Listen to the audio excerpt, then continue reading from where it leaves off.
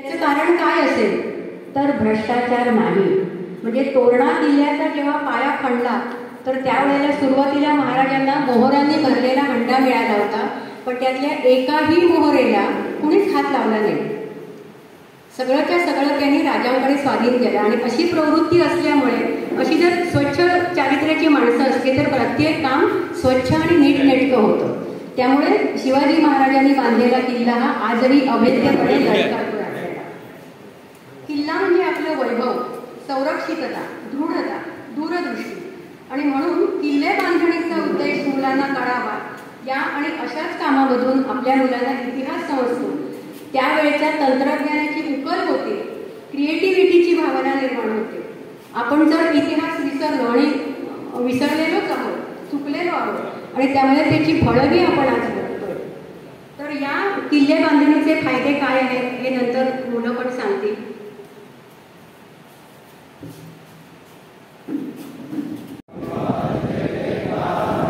त्रिवार जय जयकार, छत्रपती शिवरायांचा त्रिवार जय जयकार,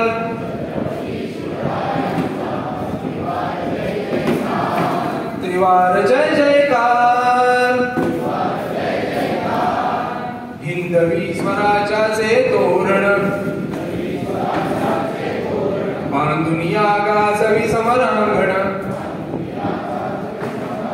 आई भवानी प्रसन्न होऊन,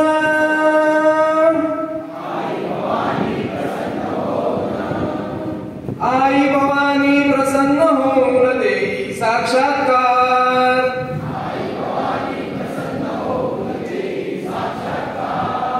छत्रपती शिवरायाचा त्रिवार जय जयकार,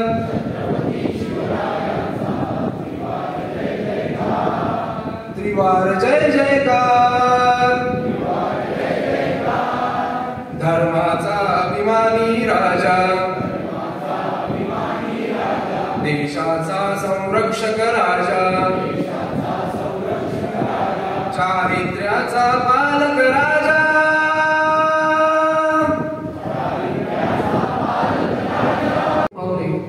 सन्माननीय शैलेंद्रजी पै, वीर सावरकर नागरिक सहकारी पतसंस्था अध्यक्ष, उपस्थित सर्व शिवप्रेमी बालमित्र, छत्रपती शिवाजी महाराज म्हणजे आपल्या उभ्या महाराष्ट्राचं आराध्य दैवत. त्यांचा जाज्वल्यमय इतिहास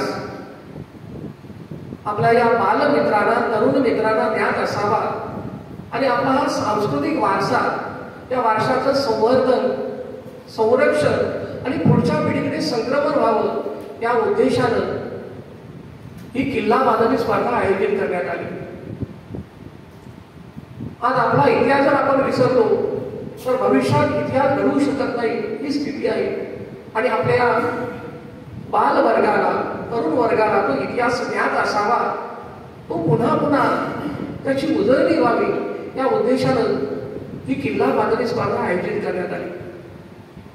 सावंतवाडी तालुक्यातील राष्ट्रीय स्वयंसेवक संघाची महाविद्यालयीन आणि व्यावसायिक शाखा यांचा संयुक्त उपक्रम. पण कोणत्याही उपक्रमाला आर्थिक पाठबळाची गरज असते आणि हा आर्थिक भार उचलला वीर सावरकर नागरिक सहकारी पतसंस्था.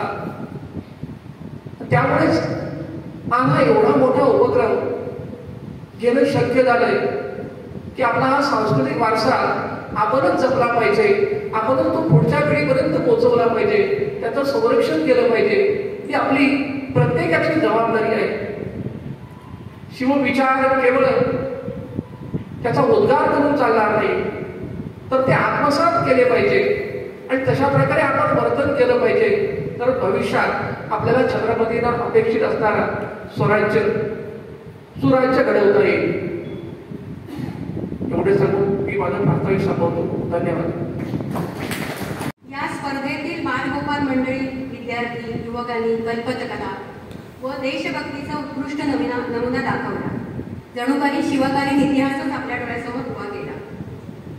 राष्ट्र संघाचे सावंतवाडी तालुका सरकार्यवाह प्रथमेशजी आटलेकर या स्पर्धेचा आढावा घेतील.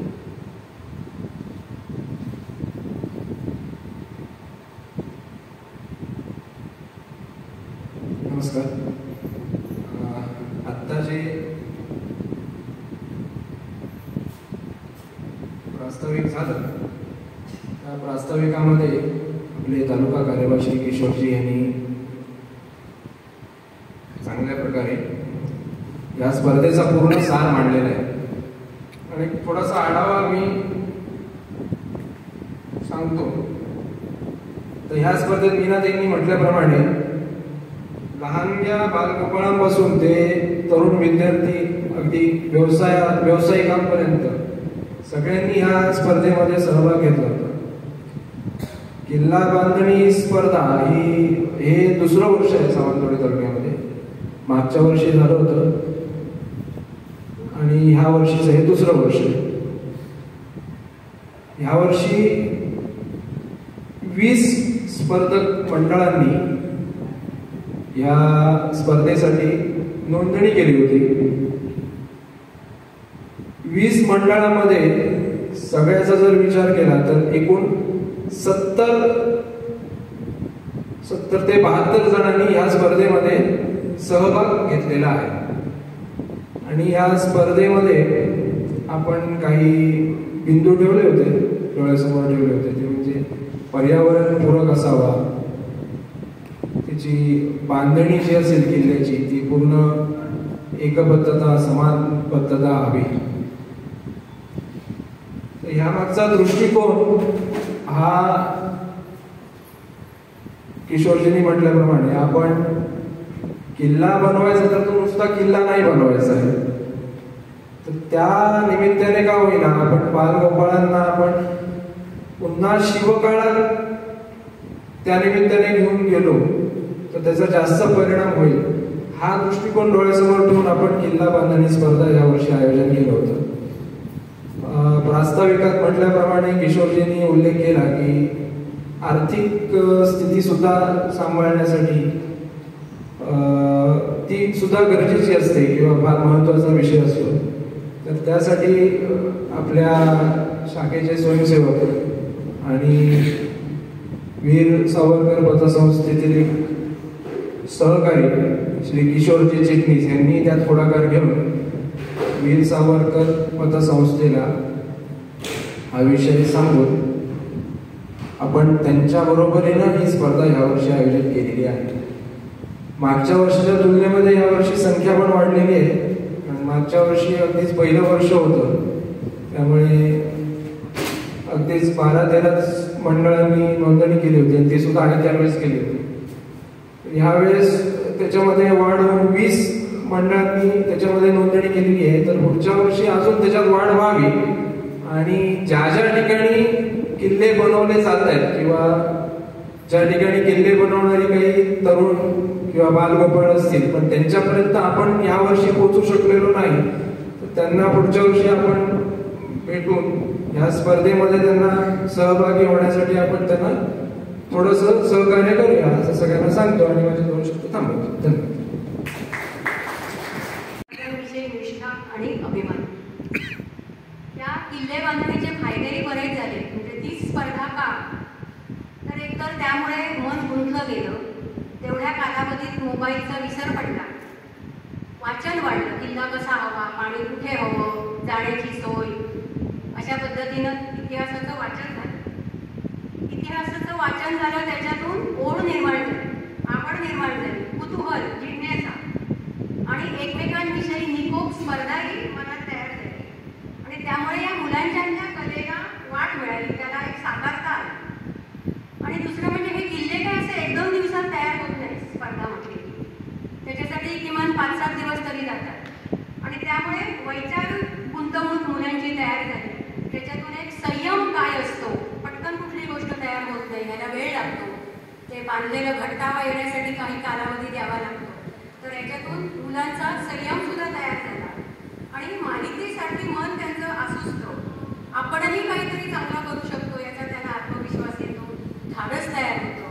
सामुग्री मिळवणे, त्याच्यासाठी धडपड करणे, त्याच्यानंतर टाईम मॅनेजमेंट, या सगळ्या गोष्टी त्यांना शिकता आल्या. आणि सगळ्यात महत्त्वाचा कुटुंबाच्या दृष्टीनं म्हणजे मुलं व्यस्त असल्यामुळे कुटुंबातल्या माणसांना आपला वेळ योग्य ठिकाणी घालवता येत होता. नाहीतर मुलं मस्ती करतात, वगैरे ही कारणं सगळीकडे असतात. तर त्यामुळे या किल्ले बांधणीमुळे मुलांच्या मनाची चांगल्या प्रकारे गुंतवणूक तयार केली गेली.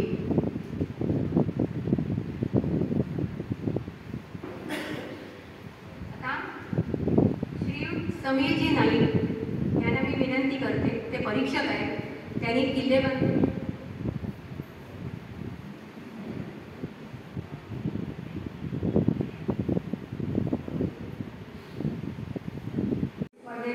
किल्ले बांधणी त्यांचं काय मनोगत होतं, स्पर्धा कशी झाली याविषयी किशोरजी आपल्यासमोर काही विचार सांगितले.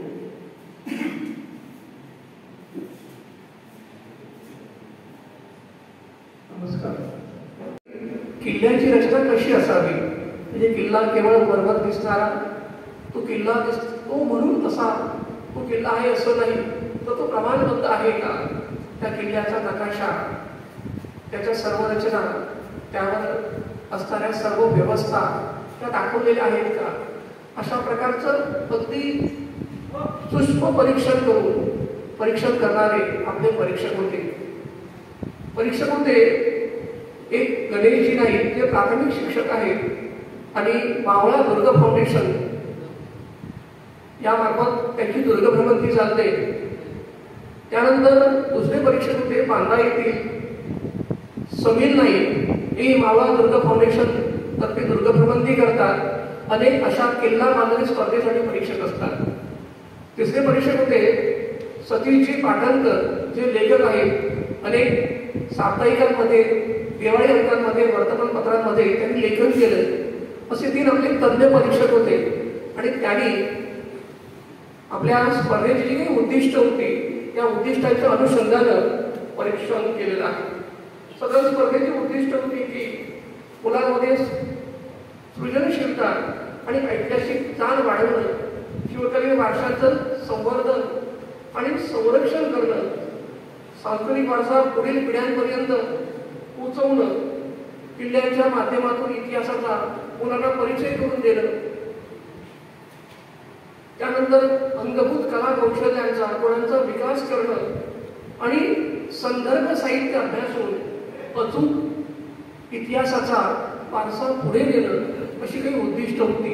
आणि या उद्दिष्टांची पूर्ती करणारे सर्वच बालमित्रांचे, तरुण मित्रांचे किल्ले होते. काही जणांचा पहिला प्रयत्न होता, त्यामुळे काहीच तंतोतंत तशी ऐतिहासिक वास्तूसारखी रचना त्यांना करता आली नाही, पण तरी सुद्धा प्रयत्न अत्यंत स्तुत्य असा प्रयत्न त्यांचा होता. आणि तरुण मित्रांनी मात्र अत्यंत जीव ओतून किल्ले उभारले होते. हा किल्ला पाहिल्यानंतर प्रत्यक्ष इतिहास आपल्या डोळ्यासमोर उभा राहतोय असं त्यांनी चित्र साकारलेलं होतं. तर अशाही प्रकारे छान किल्ले सर्वच तरुण मित्रांनी, बालमित्रांनी साकारलेले होते. खरं तर परीक्षकांना प्रश्न पडावा की गुणदान करताना कुणाला अधिक गुण द्यावे, कुणाला कमी करावे, पण परीक्षक तज्ञ असल्यामुळे त्यांनी अचूक अशा प्रकारचं परीक्षण केलेलं आहे. कुणावरही अन्याय होणार नाही याची त्यांनी पूर्णपणे काळजी घेतलेली आहे. काही बालमित्रांचे किल्ले होते ते काही प्राथमिक अवस्थेमध्ये त्यांचं ते बांधकाम होतं. भविष्यात त्यांनाही अचूकतेचं ज्ञान येईल.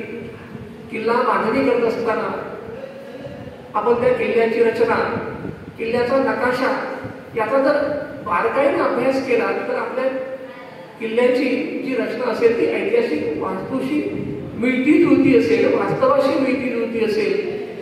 त्यावरच्या सर्व व्यवस्थांचा जर सूक्ष्म अभ्यास केला, त्या दाखवण्याचा प्रयत्न केला तर आपला जो किल्ला असेल तो ऐतिहासिक वास्तूशी सुसंगत असेल. या सर्व गोष्टी, पण यातील कौतुकाची बाब म्हणजे या सर्व मित्रांनी अगदी संदर्भ साहित्याचा अभ्यास करून या किल्ल्यांची बांधणी केलेली होती. आणि आज खरा स्पर्धेचा इथे हेतू साध्य झाला असं वाटतं. आजची तरुण मुलं, बाळ हे विशेषतः मोबाईलमध्ये रंग असतात. मोबाईलवरील गुगल मॅपद्वारे हे सगळे शोधलं जातं किंवा गुगलवर शोधलं जातं आणि ती माहिती खरी समजून त्यानुसार प्रयत्न केला जातो. पण तरी सर्वच मित्रांनी जे किल्ले बांधले होते त्या नोंदणीमध्ये पुस्तकांचा उल्लेख होता की आपण या किल्ल्याच्या बांधणीसाठी कोणतं पुस्तक अभ्यासलं. त्या पुस्तकाचा उल्लेख होता. काही जणांनी तर अशा प्रकारची पुस्तकं इथे किल्ला परिसराच्या वेळी उपलब्ध ठेवली होती. हीच खरं तर त्यातील अगदी यशाची बाब म्हणता येईल. सर्व या बालमित्रांना, तरुण मित्रांना पुन्हा एकदा खूप खूप शुभेच्छा देतो. अशाच प्रकारे सांस्कृतिक वारशाचं जतन व्हावं हीच अपेक्षा व्यक्त करतो. धन्यवाद. किल्ले बांधणी स्पर्धा 2025च्या विजेत्यांचा गौरव सोहळा. आता मी नावं जाहीर करते. पहिला, दुसरा, तिसरा आणि नंतर प्रशस्ती पत्रकं दिली जातील. प्रथम यांच्याकडून ती घ्यावी.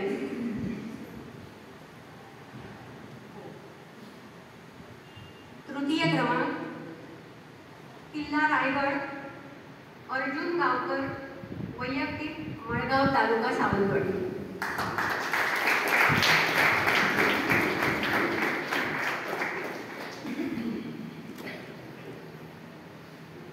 किल्ला रायगड, श्रीयुत अर्जुन गावकर, मळगाव तालुका सावंतवाडी. अभिनंदन.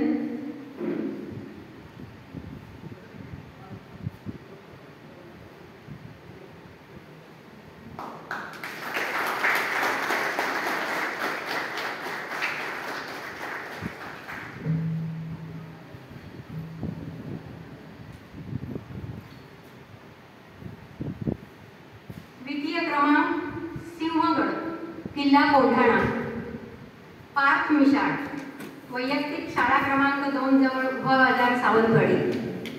खूप छान. सिंहगड, किल्ले कोल्हाणा, पार्थ मिशाळ, वैयक्तिक, शाळा क्रमांक 2 जवळ उभा बाजार सावंतवाडी. अभिनंदन.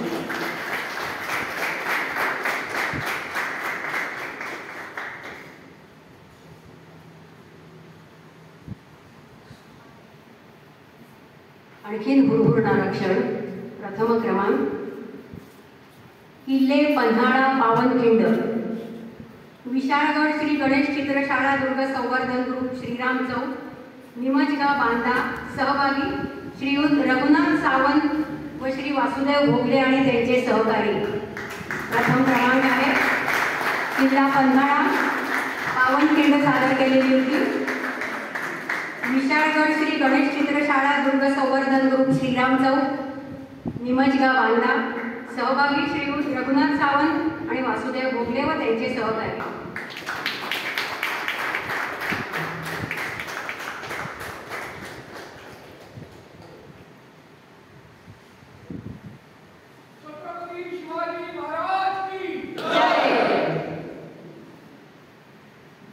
पुन्हा एक वार सर्वांचं मनापासून अभिनंदन.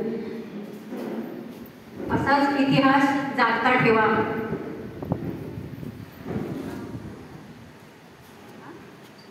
समोर बसलेले माझे सर्व स्पर्धक, त्यांचे पालकवर्ग आणि या कार्यक्रमाचे सर्व हितचिंतक, तसेच आपल्या वीर सावरकर पतसंस्थेचे कर्मचारी, खरोखर चांगला उपक्रम साकारलेला आहे. कारण आजच्या काळामध्ये ही जी पिढी आहे ही पूर्णपणे मोबाईलच्या आहारी गेलेली आहे. आणि मला असं वाटतं की शिवाजी महाराज काय आहे हे जवळजवळ पिढीला माहितीच नाही. याचं कारण एकच आहे की पालक वर्ग हा जागृत तर नाही आहे. कारण प्रत्येक पालकाला असं वाटतं की माझा मुलगा सचिन तेंडुलकर व्हावा, माझा मुलगा अमिताभ बच्चन व्हावा, माझा मुलगा शाहरुख खान व्हावा. पण पालकांना असं नाही वाटत की माझा मुलगा वीर सावरकर व्हावा, माझा मुलगा शिवाजी महाराज व्हावा. आता शिवाजी महाराज व्हावा याचा अर्थ काय की प्रत्यक्ष तुम्ही शिवाजी महाराज व्हाल असं नाहीये. पण त्यांचे जे गुण आहेत, त्यांची जी काही कला आहे, त्याच्यातला आपण 1% जरी आपण आपल्यामध्ये घेतलं तरी आपलं जीवन सार्थकी झालं असं मला म्हणावं. आजच्या या धकाधकीच्या जीवनामध्ये जर आपण बघितलं तर साधं घर बांधताना त्याची एवढी वाट लागते की आपल्याकडे म्हण सुद्धा त्यामुळे झालेली आहे की लग्न पाहावे करून आणि घर पाहावे बांधून. म्हणजे 1000 स्क्वेअर फूटचं घर बांधताना त्या माणसाची एवढी वाट लागते तर शिवाजी महाराजांनी हे एवढे गड कसे काय बाबा बांधले असतील, काय केलं असेल, किती तपश्चर्या याच्यापैकी, ही मुलांना कुठेतरी कळणं गरजेचं आहे. कारण आजचं जी मुलं आहेत ती डोरेमॉन आणि तो कोण तो काय काय गोष्टी ऐकतात, हा तो जाडा असतो पतलू होय ना, ऐकतं ना त्या गोष्टी तुम्ही युट्यूबवर. पण मला असं वाटतं की मुलांना शिवाजी महाराज हे कळले, शिवाजी महाराजांच्या गोष्टी युट्यूबच्या माध्यमातून का होईना, मोबाईलच्या माध्यमातून का होईना, पण त्या मुलांच्या कानावरती पडल्या. आणि त्यासाठी हा जो आजचा उपक्रम जो घेतला गेलेला होता गड किल्ले बनवणे, हा त्याच्यासाठी जो कार्यक्रम आहे हा त्यासाठीच केला होता की मुलांना त्यातून वाचन करावं लागेल, मुलांना गड किल्ला काय आहे कळेल, तो कसा बांधावा, कसं परिश्रम आपल्याला काय करावं लागतं, म्हणजे शिवाजी महाराजांना काय करावं लागलं असेल याचा विचार कुठेतरी मुलांच्या मनात यावा. कारण आपण जर मालवण समुद्रावर जर गेलो तर आपण त्या होडीतून बसून जाताना मला वाटतं 100 वेळा जाऊन येताना आपण तेव्हाच नाव घेतो बाबा येऊ दे नको, पाण्यात कुठे बुडून दे नको. अरे एवढं आपण फक्त बघायला जाताना करतो, तर बांधण्यासाठी त्या माणसाला त्या युगपुरुषाला काय करावं लागलं असेल याची कल्पना सुद्धा आपल्याला करतो. तर मला असं वाटतं की ह्या ज्या छोट्या छोट्या गोष्टी आहेत, खूप आपण मोठं काय करण्याची गरज नाही. आपल्याकडे सावंतवाडीमध्ये डॉक्टर ठाकरे, प्रवीण ठाकरे, सिंधू मित्र त्यांचं हे आहे, त्याच्यामध्ये बरेच जण येत असतील मला वाटतं. राजवाड्यामध्ये शिवचरित्रावर एक फार कार्यक्रम चांगला असतो. मला असं वाटतं पालकांना सांगायचं की मुद्दाम तुम्ही त्या कार्यक्रमाला मुलांना आवर्जून घेऊन या. पालक घेऊन येते कशाला, तर कंटाळा तो आपला मुलगा 2 तास ऐकणार नाही, कशाला म्हणून येत नाही. मला असं वाटतं तिथे आपले डॉक्टर शिवाजी बिलिंग शेट्टी म्हणून येतात सोलापूरवर, अतिशय उत्कृष्ट हे देतात शिवाजी महाराजांच्या चरित्रावर.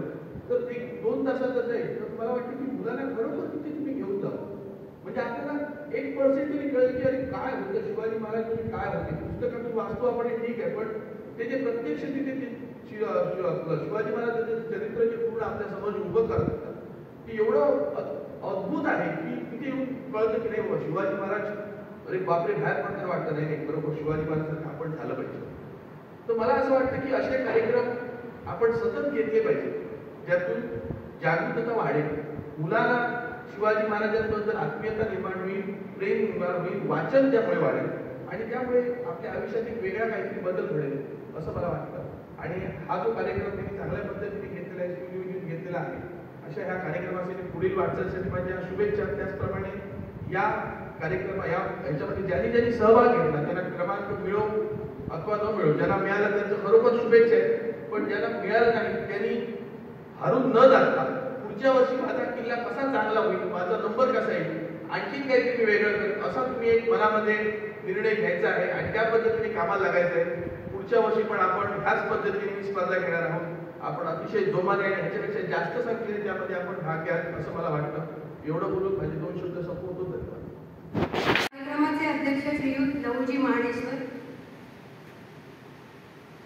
प्रथमेशजी आटलेकर नाव जाहीर करतील. नमस्कार. आता म्हटल्याप्रमाणे आपण 20 मंडळांनी नोंदणी केली होती, पण त्यातील एकाच व्यक्तीचं नाव आपल्याकडे नोंद झाल्यामुळे आत्ता एकाच व्यक्तीला आपण सहभागाचं प्रशस्ती पत्रक देतोय. कार्यक्रम संपल्यानंतर जे सहभागी होते त्या मंडळामध्ये ज्यांची नावं आलेली नाहीत त्यांनी कृपया इथे व्यासपीठाच्या बाजूला येऊन आपली सहभागाची प्रमाणपत्र घेऊन जायचे.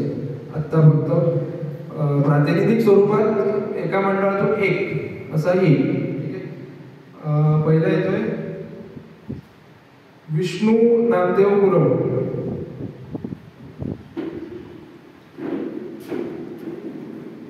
बिरोडकर टेम सावंतवाडी.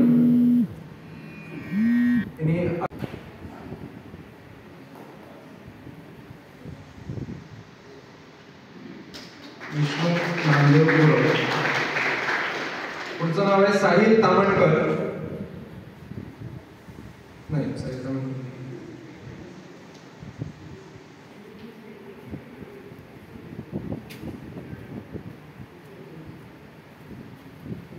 निधी शिर्के, बिरोडकर टेम सावंतवाडी. प्रतापगड किल्ला बनवला होता. अभिराज कुलतरकर. विराज प्रसन्न कोटरकर विरोडकर टीम सिंधुदुर्ग किल्ला बनवला होता. विहान विनोद गवस विहान विनोद गवस पन्हाळा किल्ला.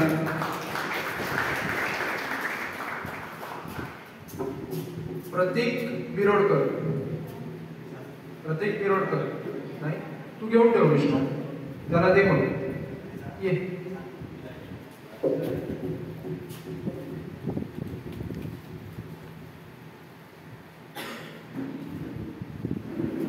महादेव परब बिरोडकर टेम सुवर्णदुर्ग किल्ला.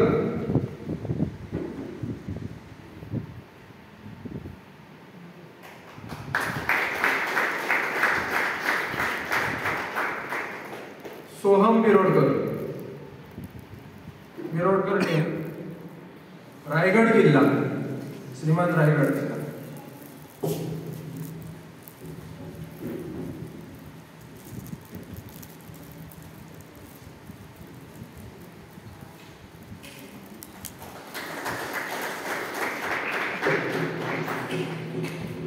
अथर्व अमित सावंत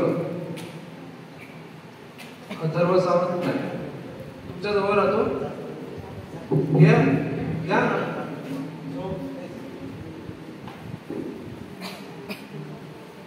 तनिष्क अमर निर्मले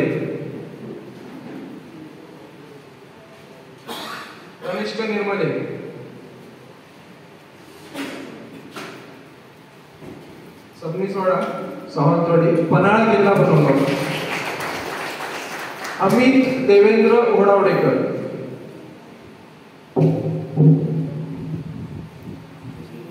कॉटेज हॉस्पिटल मागे सावंतवाडी किल्ला खांदेरी. सुधीर गुरुराज चव्हाण राजवाड्याच्या पाठीमागे.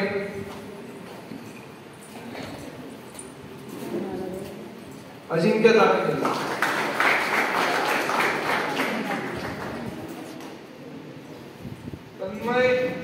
तन्मय जांगीड भार्गव चौधरी.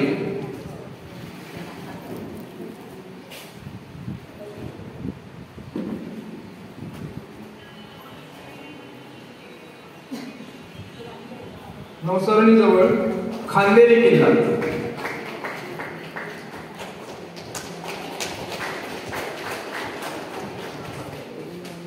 विवान ऋग्वेद सावंत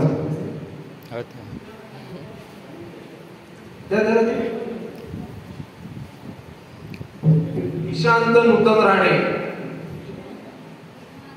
नूतन राणे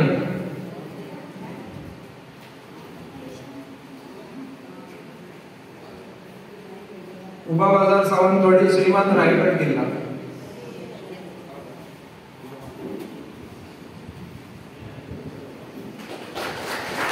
ज्ञानेश्वर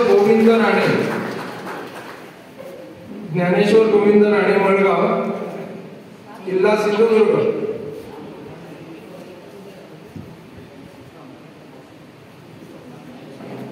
अर्जुन विजय गावकर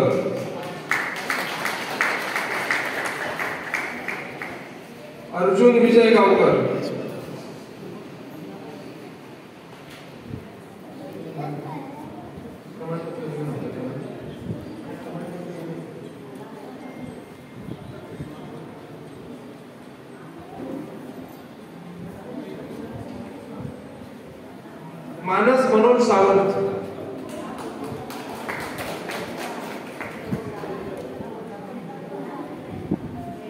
मुळगाव सावंतवाडी श्रीमान किल्ले रायगड. स्वरा वैभव परब वेदांत वैभव परब स्वरा आणि वैभव नाही.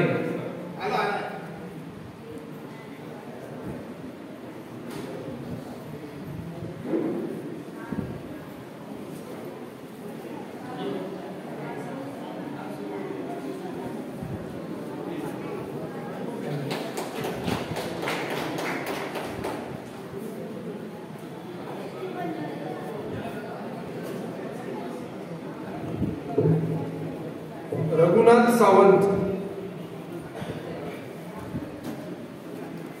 नाही आले. या